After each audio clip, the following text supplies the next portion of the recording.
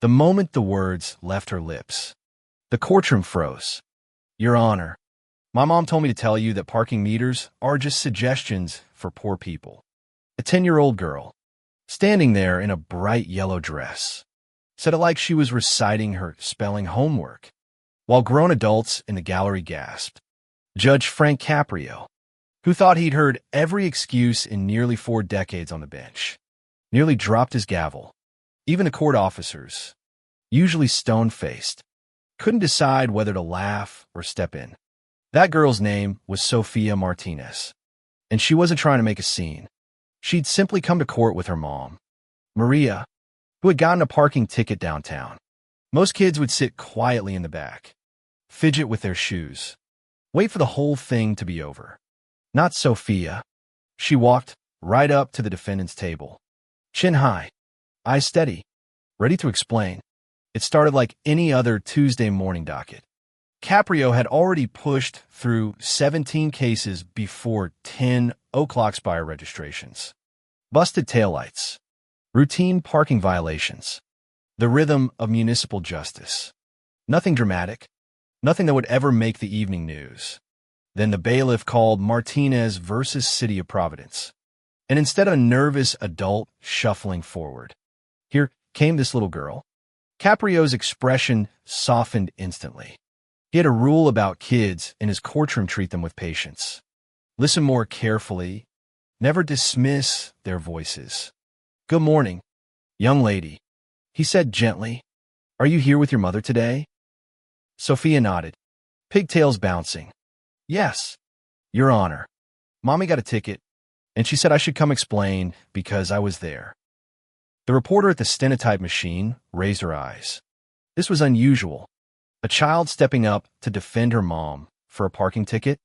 Nobody could have predicted the way it would unfold. Caprio leaned forward.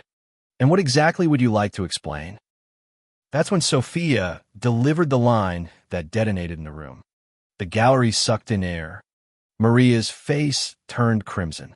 And for a heartbeat, Caprio just stared. Then, instead of shutting it down, he did something else. He asked her to continue. Sophia, in that innocent, matter-of-fact tone only children can pull off, explained. Her mom worked 2 jobs. Sometimes they couldn't afford quarters for the meter. To rich folks, $2 was nothing. To them, $2 meant maybe not buying milk. If parking meters cost money that some people don't have, how's that fair? She asked. At school, some kids get free lunch and others pay. Why can't parking work the same way? The silence that followed was heavy, not awkward, thoughtful. Caprio took off his glasses and cleaned them slowly. His old habit when he needed time to think. He'd heard countless lawyers argue the Constitution, cite precedents, bend the meaning of fairness. Yet here was a 10-year-old slicing right through decades of debate with one honest question. He pressed her gently. Sophia, what do you think would happen if we charge different people different amounts? She brightened. More people would pay. Most people want to follow rules. Your Honor, they just can't afford to.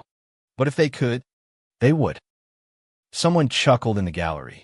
Then another. Soon the whole courtroom was laughing not at her, but with her. It was laughter that recognized truth. Laughter that broke tension. Even Caprio felt a smile tugging at his face. But beneath the laughter was something deeper. When Maria finally explained the circumstances, how she needed that last $2 for bus fare to bring home her daughter and her mother's medication, a case no longer looked like a routine ticket. It looked like a human dilemma.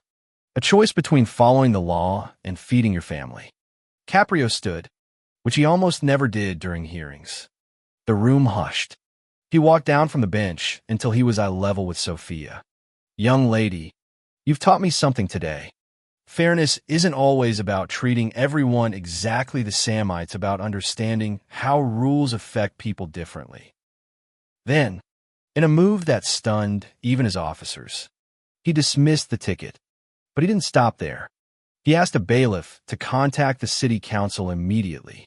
We need to talk about this, he said firmly.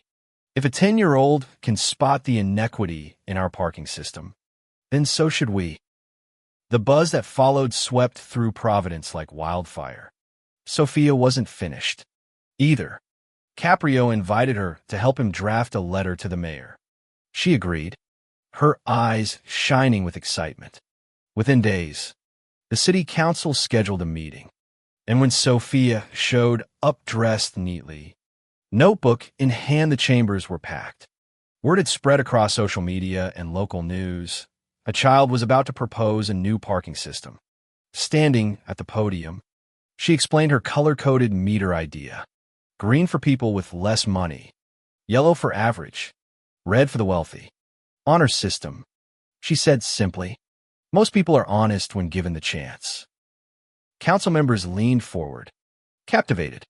Some scribbled notes as Sophia went on talking about smart meters with phone alerts, community parking helpers, systems that flex when people's situations change, ideas that urban planners had been throwing around for years, now coming straight from a child's imagination. The council voted unanimously to test her proposals. 6 months later, Providence became the first city in America to implement sliding-scale parking fees. Violations dropped by over a third. Compliance went up. Revenue actually increased. And the story spread far beyond Rhode Island. Caprio framed Sophia's original drawing of colored meters in his office, right next to his law degree.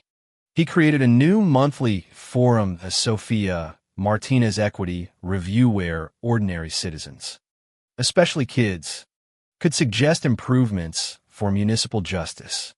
The very first speaker? Sophia's little brother Miguel, with ideas about making the courthouse more welcoming for families. Sophia herself became something of a local celebrity, invited to the state legislature, even interviewed by national media. But when asked what mattered most, she always said the same thing. It's not about being famous. It's about making things more fair. Maria still parks downtown. She uses the green meters now, paying what she can afford, without having to choose between groceries and compliance. That one $45 ticket became the spark for reforms studied in cities across the country. Caprio often reflects on it when he speaks publicly. In 38 years on the bench, I thought I'd seen it all. Then a 10-year-old reminded me what justice really looks like. And every Tuesday morning, as he takes his seat in Providence Municipal Court, he remembers the day Sophia Martinez turned a parking ticket into a lesson that changed an entire city.